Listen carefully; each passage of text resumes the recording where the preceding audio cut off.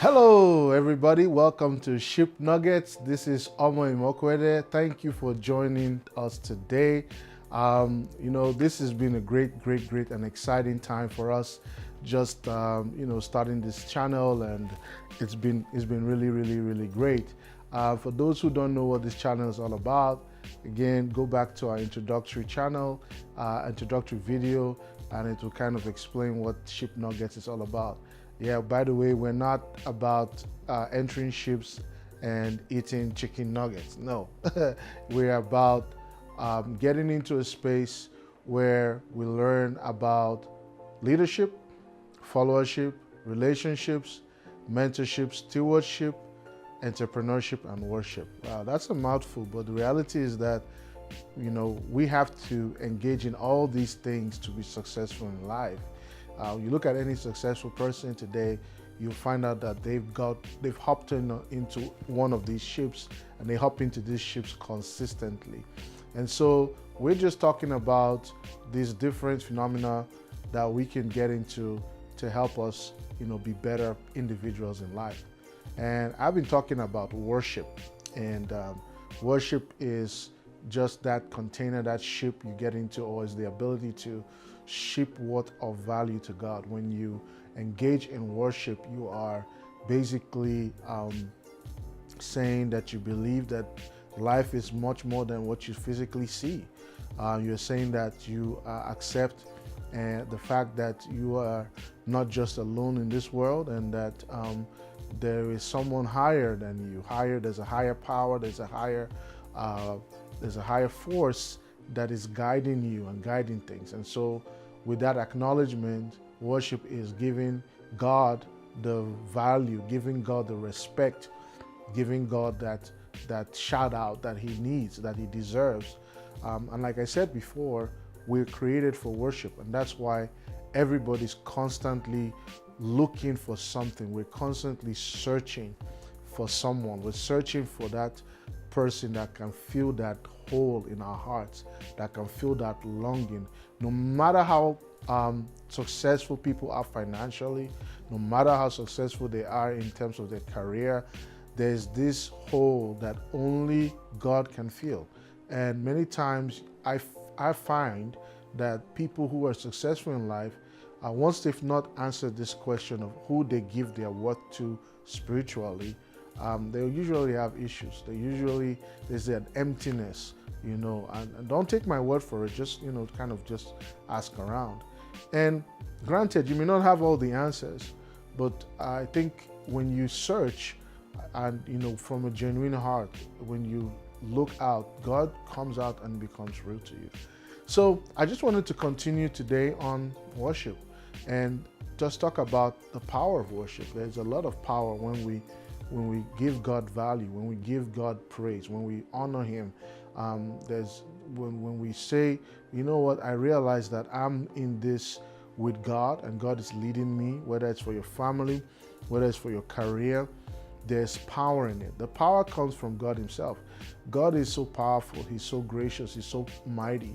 And he's able to do things beyond our understanding.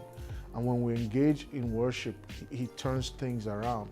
I'm reminded of a story in the book of Acts, and Luke was writing about Paul and Silas when they were in prison. They had been locked up, they'd been beaten, their backs were bleeding, and they were in a tight spot, a rough patch. This was not a good day for them. And the scriptures say at midnight, they began to sing praises to God. Now, just think about that for a second.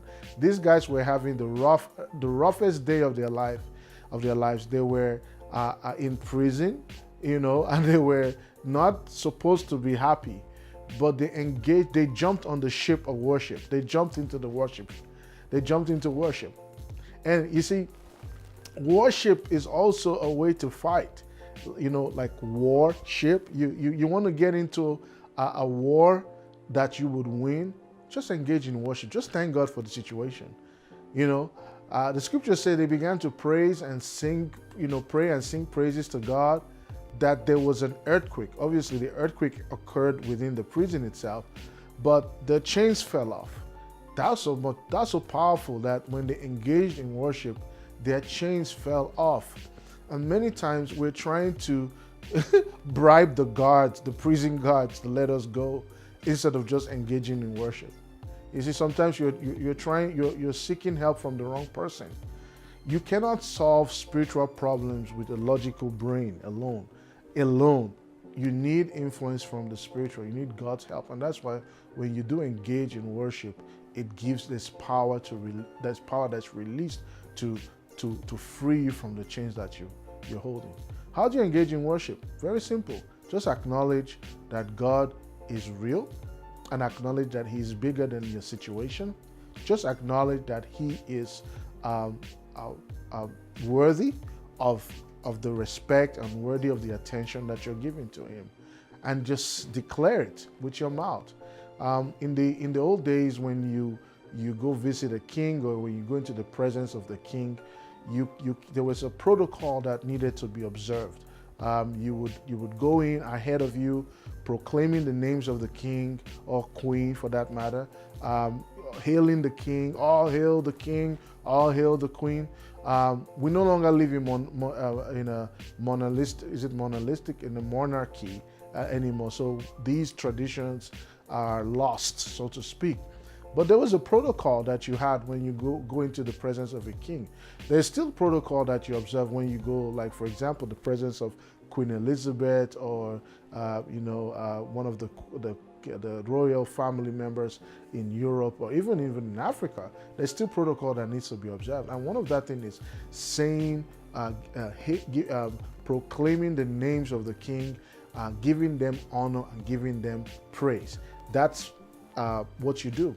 And the same is applicable with God, especially when you're going through a tough time.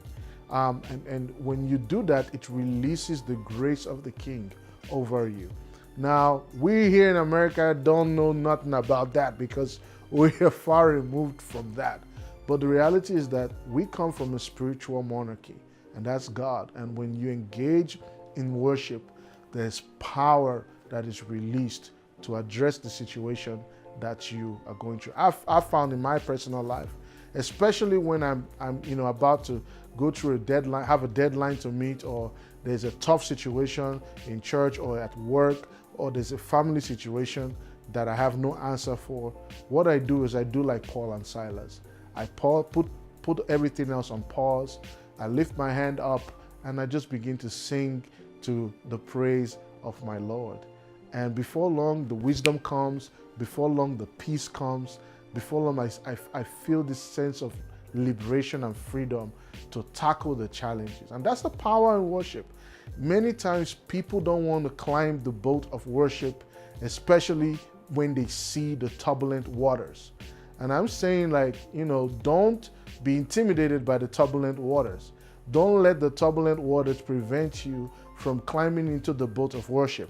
When you get into the boat of worship, even though the waters may be turbulent, all you have to do is lift your hand and say, hey, I may not be able to silence the sea right now in my own strength, but the captain of this ship, God Himself, is able to quiet the storm.